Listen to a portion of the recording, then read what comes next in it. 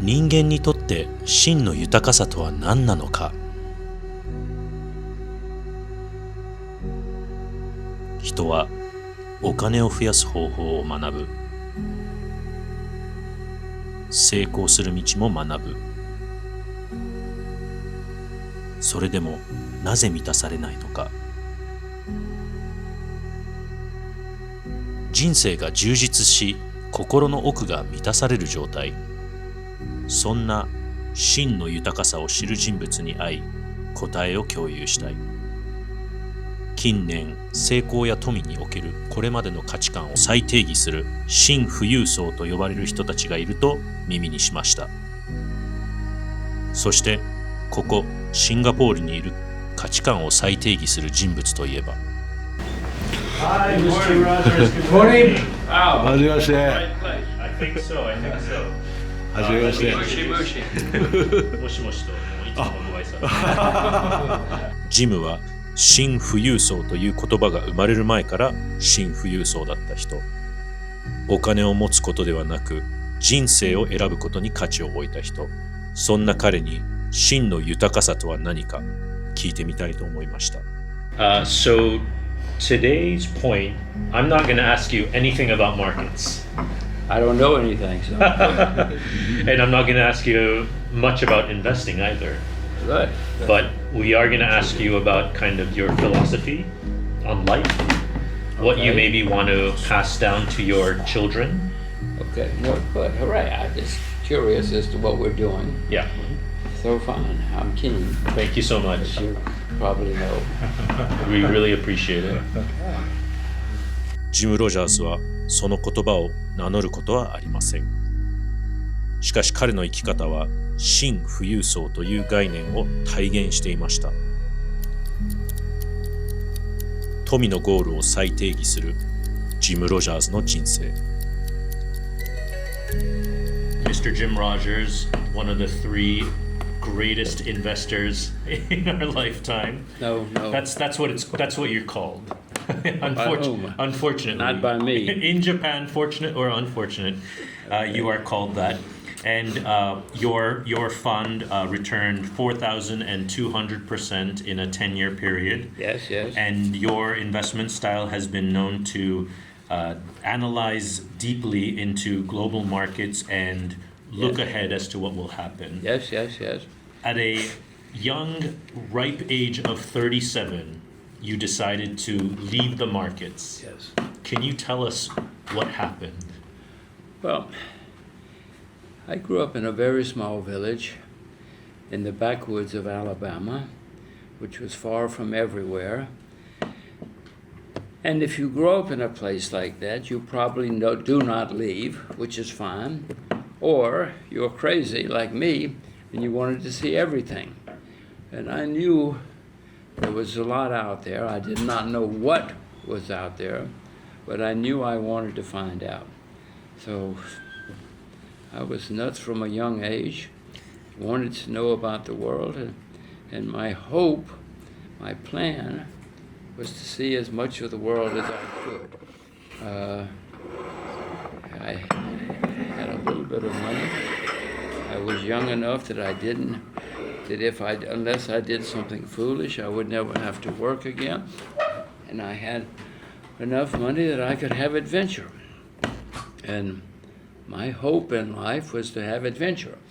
I was very, very keen on adventure, the dream of adventure. So I set out to do it.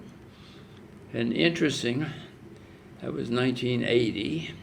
And if you can think back, 1980, the world was very different. It was still Red China, Communist Russia, the Iron Curtain, all of that stuff. So the concept that anybody, especially an American, could just take off and go around the world was lunacy. It was absurd. I mean, you couldn't do something like that. What's wrong with you? But that was my hope. It took me years to get permission. I kept trying, but eventually China said okay, Russia said okay, and I did it. They gave up because you asked so many times. Well, it was, I kept knocking on the door and said, he's here again. That crazy American, he's here again. So in a sense, you weren't married to the market. You weren't all about the market. You wanted the adventure. From an early age, I remember I wanted to have more than one life. Yes, I wanted to have adventure, and I wanted to have more than one life. I didn't want to wake up someday and say, oh, I'm still a partner at this law firm, or something like that. I wanted to do many things. I'm sure my children someday will say, why did you do that? Why didn't you keep working? You could have gotten very rich. But I wanted other things. Right. これがジム・ロジャーズの生き方。ここシンガポールでは近年、新富裕層と呼ばれる人々が価値観を再定義しています。旧富裕層と呼ばれる人の富の感覚は、富は外側に向かって証明するもの。だから自然と高級車、大きな家、わかりやすい肩書き、社会的ポジションを重要視します。旧富裕層が富を証明し続けた人々だとすれば、新富裕層は富を証明する必要がなくなった人たち。誰にどう見られるかを気にしなくていい。勝ち続けていると証明しなくていい。成功していると言い続けなくていい。この証明欲の消失が旧富裕層と新富裕層を分ける最大の分岐点だと思っていて、もう富のゴールが違う。旧富裕層の方はもっと上へ、新富裕層の方はもう十分だ。このもう十分だと言えるかどうか。37歳でもう十分だと言ったジムは、真の豊かさについてどう定義するのか。彼の Human Code、人生の哲学をさまざまな角度から聞いていこうと思います。The Human Code 300、投資家ジム・ロジャーズ。真の豊かさとは何なのか。But the first chapter is going to be about kind of what is true wealth, what is true fulfillment in life. And I think at some point you've looked at your bank account and you've said, okay, that's it. I've got enough money to travel the world and not work. Yes. What did you feel, and did you maybe celebrate with a bottle of champagne or anything? Well, everybody has different aspirations. Some people want 2 or 3 Rolls Royces, several houses. I didn't want any of that. My idea of success was freedom. I wanted to buy my freedom. I wanted to be able to do whatever I wanted to do. I didn't want to have to answer to anybody. Yes, I didn't want 2 or 3 houses or 2 or 3 cars. I just wanted the freedom to do what I wanted. So for me, that was the definition of wealth, to use your word, was to be free, totally free. And what is a truth that kind of you learned from making money? Money doesn't make you smart. Money doesn't make you successful. What did you learn from money? And money doesn't make you happy. I mean, everybody wants money. Everybody needs money. But I have learned that, yes, and listen, it's great to be able to go to Beijing if I want to, or Tokyo. I certainly loved Japan very much. But for me, to repeat, for me, the real freedom was to be able to do what I wanted. And if I wanted to go to Tokyo, I could do it. I didn't have to ask anybody. I could do it.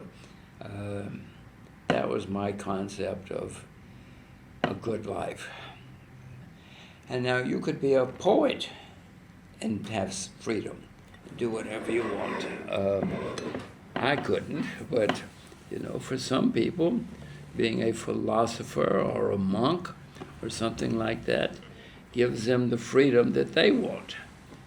My idea of freedom was just to be able to do what I want. And for better or for worse, that's still my idea of freedom. And money was just a mean for the... Yeah, money, you have to have money. To do whatever you want, you have to have some money. Mm-hmm. And for you, I mean, for when you left markets, you knew a lot about markets, but you didn't know as much about maybe the outside world, outside of New York or the world. So leaving markets for you, was that a way for you to learn even more? For me, I wasn't setting out to learn. I was setting out for adventure, excitement, fun. And for me, new things and seeing new things was exciting and fun. And that's what I wanted. So even if I was in New York, I mean, I used to go to Harlem, which most people would be terrified to do. Back in the 70s, yes. 80s. Oh, in the 70s. No, I did all of that. Wow. I always wanted to do other things and see other places, other experiences. Always. Still do. My basic insight is please figure out what you want and do it, no matter how absurd it is. That will be the best thing for you. And if what you really want is to work the rest of your life, do it. For me, I wanted something else. Mm-hmm. But everybody should figure out, I hope, what they want and do it. I bet you never had a midlife crisis. Well, the hard part is figuring out what you really want. Right. That's what's really hard for all of us. And most people, even if they figure out what they really want, they're afraid to do it because their parents or their friends will laugh at them and say, you're crazy. And that's what they should do. And so for you, when we talk about sort of what's beyond the financial wealth, it's and you've talked about a lot about freedom, but how did that kind of change as you were progressing through your career? I think at some point you were just trying to make it into Wall Street. You were just trying to make it to the next payday. I absolutely adored Wall Street. I adored investing because every day was a new adventure, every day was a new life, no matter what. And that was certainly interesting and maybe even exciting. And that was the great beauty of the investment world to me. But as I say, I'd love to be still doing that. It was very, very exciting. But I did know that there was something else out there, and I wanted to find out what it was, and I didn't want to miss it. And now you may not be on Wall Street, but you still can do that passion of yours, which is investing. But I have to pay my bills, so yes. Jim Rogers' Human Code. True wealth is complete freedom. 真の豊かさは完全なる自由。彼にとって富はゴールではなかった。お金を目的にするのではなく、自由を買うための手段として再定義した。ジムは人生を一度きりの直線だとは考えず、いくつもの人生を自分で選び直せるものだと考えています。そして新富裕層もジムと共通し、どこに行くか、誰と過ごすか、その選択肢を増やすために富を使います。ジムがマーケットを去ったのはお金を捨てた瞬間ではなく、時間を取り戻した瞬間だったんです。そんなジムの時間の哲学とは？ The next chapter kind of goes with your philosophy on time, how you use time. Time is one of those things you cannot buy. It's finite, and one needs to maximize how they use time. When you've traveled the world, that obviously had a different pace as working on Wall Street. Yes. Can you tell us how your thought around time changed? Well, I wish I could give you a specific answer, but mainly I knew I wanted to do more. I wanted to see more. And if you said to me, Kazakhstan, and I hadn't been, I wanted to know. I wanted to find out what it is, what's there, etc. I wanted the experience. So for me, time was the luxury to do what I wanted, go where I wanted. And you've worked on Wall Street, the hustle and bustle, the long hours. You've traveled the world, your schedule, your flexibility. You've raised kids. They're now moved on to their next phase of life. Tell us a little bit about how the concept of time has changed as you have grown wiser. Well, that leads into children. I never wanted children. I knew that children were a huge burden and expense, and I didn't want that at all. I wanted my freedom. But then I had a child, and I realized, oh my gosh, this is wonderful. This is great. So I had two, and it's a spectacular experience. I didn't do it till later in life, which was good for me. Would not have been good for them if I'd had children when I was 25, but doing it later in life, I had knowledge, self-knowledge, and some financial freedom, so I could do things I wanted. So so far, it's been a very good experience. Mm-hmm. If there are people who haven't had children and they're old enough, I urge them to try it. It's good. Yeah. 24 hours in a day, what is time well spent and what is time that maybe you could have done something, wasted Probably time? Time well spent is doing nothing. Did you used to think that way though? Of course not. No.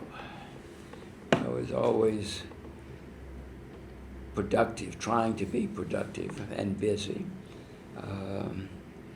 Whether that's the right way or not, I don't know. But I now know that doing nothing is useful and lucrative.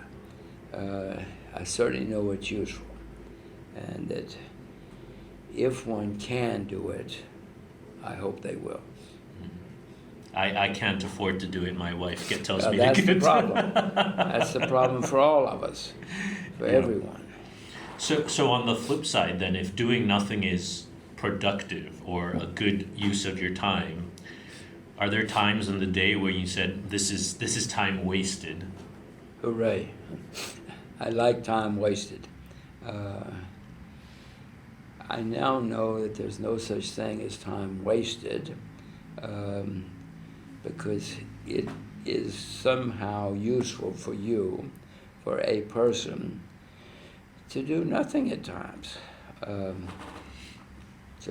go to the park, to do nothing. That we all think, and we are taught when we're young, that that's not the best use of time, but it might be. I now realize, as I'm older, I don't know if I'm wiser, but I do know that that can be useful. Jim Rogers' Human Code.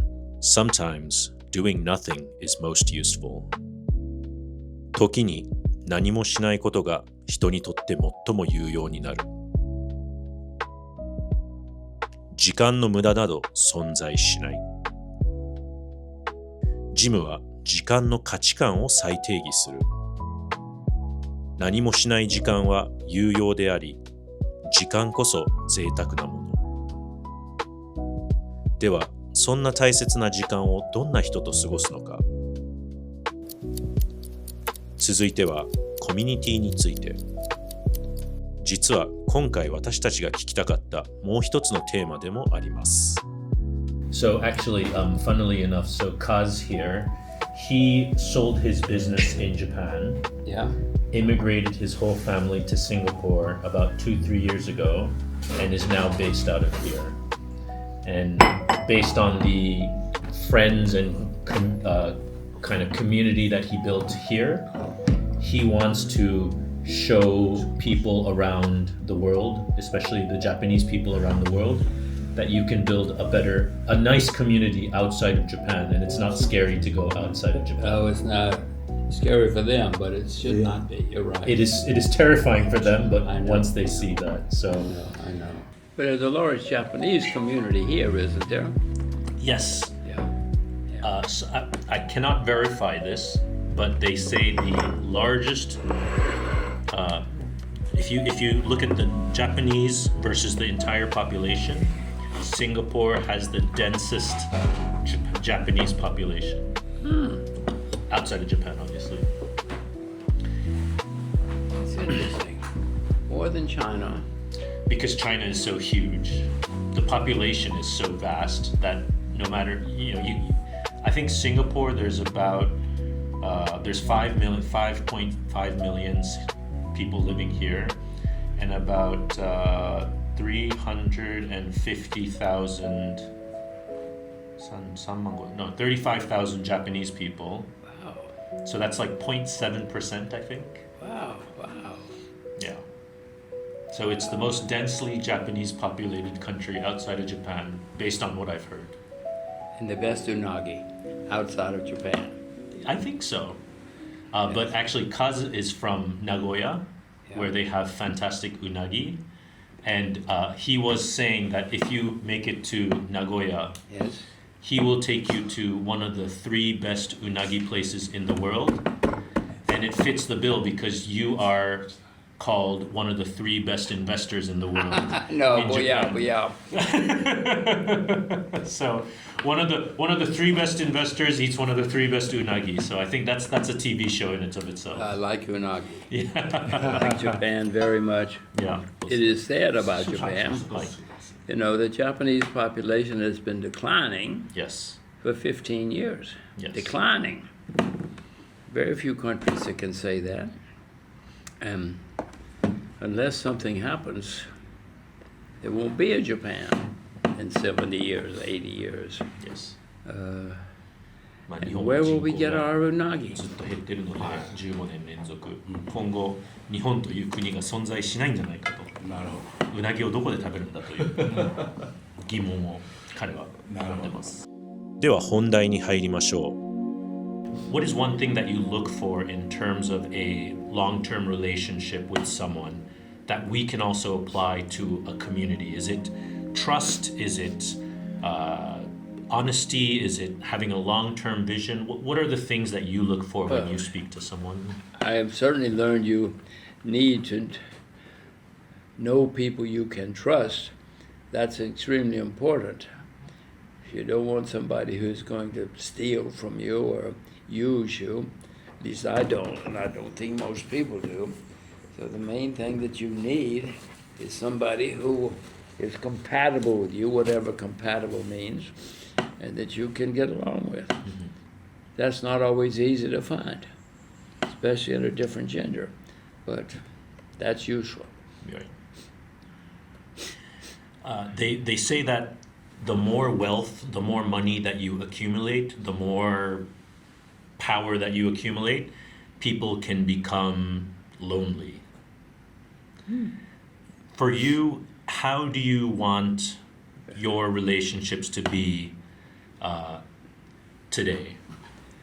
Well, that's a very interesting insight. I certainly do not feel the need to be with people most of the time. I certainly like people, it's great fun, etc. But if I wake up one day and say, I'm not going to see anybody today, that does not make me feel bad. It often makes me feel good, because then I have the freedom just be with me or do whatever I want, which is, to me, freedom is more important than most things. That's not true of everybody, but for me it was and is. I've kind of found that people usually worry about how other people view them. They view them as having money, maybe they want to take advantage of, maybe they want something from this relationship. Is that something you are ever kind of cognizant or worried about? Not consciously. Yes, I know it has happened in my life that there have been people that I have felt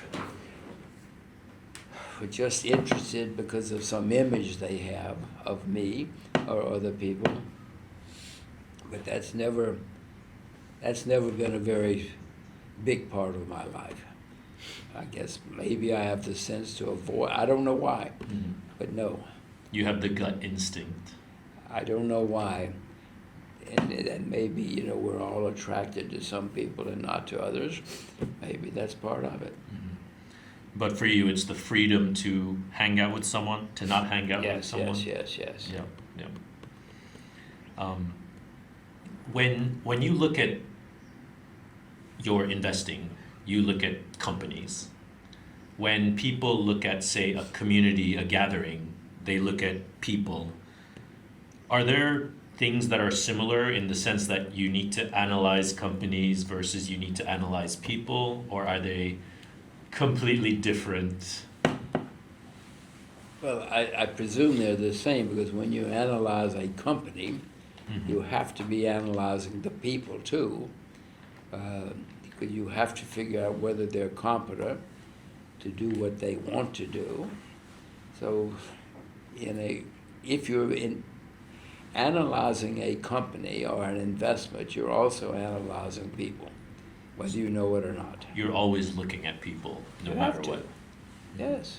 It's just that people around you are not part of a company, but If you're going to a baseball game, you have to analyze the people, yeah. the players. And you've once said that you would have been doing something related to baseball potentially if you weren't investing. No, that was when I was 8. When I was 9 or 10. Yeah. Yes. I used to think that, boy, wouldn't that be a good life to be an announcer of the baseball games? Every day you could go to a baseball game. I don't have that feeling anymore.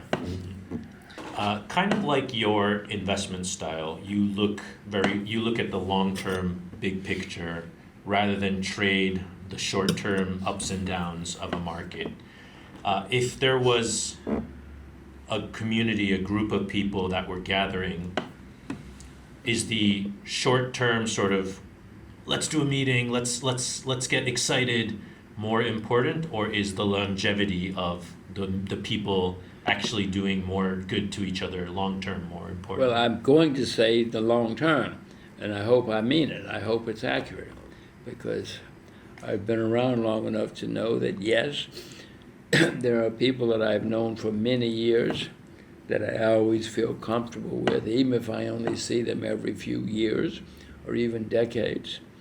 And that's a good feeling. What kind of people are those in your life? Like, how have you come across them?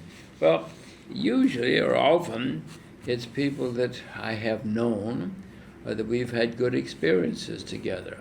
You know, whether it was at school or working, whatever it is, it's usually people where we have had good experiences together, whatever that means.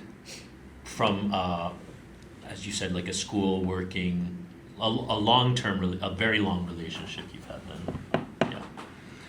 I hope that we all learn to share as much as possible, because I'm not the only person who knows that if you talk about things, it's a release of some kind, and that talking about things and the release, whatever release means, you get it off your mind, and that's usually useful and helpful to everybody. I think we all know that keeping things bottled up is not a good approach, and that's certainly my experience. We all want to, many times in our lives, but I think we all have learned that if we're open and talk about things, it's usually better than if we keep them hidden and quiet. Right. I think we all know that sometimes we click and sometimes we don't. I don't know how it happens, but when you click with people, it works. And I don't know what click means, except that I know it does happen with some people and some people it doesn't. Jim Rogers, Human Code。コミュニティとは人が集まる場所ではない。学びが循環する場所。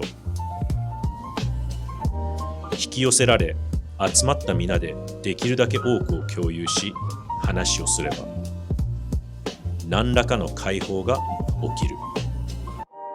ここでもジムの思想と新富裕層の共通点が浮かび上がる。旧富裕層が外見的なつながりを求めたのに対し、新富裕層は価値観の共鳴を最優先する。彼らに共通するコード、それは時間という最も貴重な資源を誰に投資するかという徹底した選別。成功者は孤独を恐れない。しかし彼らは孤独以上に学びのない時間を嫌うと言います。では、現代の成功者たちはどのようにコミュニティを定義しているのか。彼らの考え方は驚くほど戦略的かつ情緒的です。第一に、彼らは上下関係ではなく横の人間関係を望む。支持し合う関係ではなくフランクに専門知識を共有し、互いにメリットがある状態を常に意識している。第2に、彼らのコミュニティはギブアンドギブで成り立っている。見返りを求めるテイクの精神ではなく、まず与えること。それが信頼という最強のポートフォリオを築くことを彼らは本能的に理解している。So with that, I think we will head over to lunch. I'll meet you Downstairs. Yep. downstairs. Perfect. Yep. Okay. 次回、ジムが未来に継承するヒューマンコード。日本を愛するがゆえに継承し、そのコードは未来の世界に継承される。The Human Code 300、真の豊かさとは何なのか。But I'm still a big fan of Japan. Yes. Sad to see what's happening. Do you happen to know, have there been, well, I know about the war, but has there been the periods when Japan has collapsed economically before? It must have been.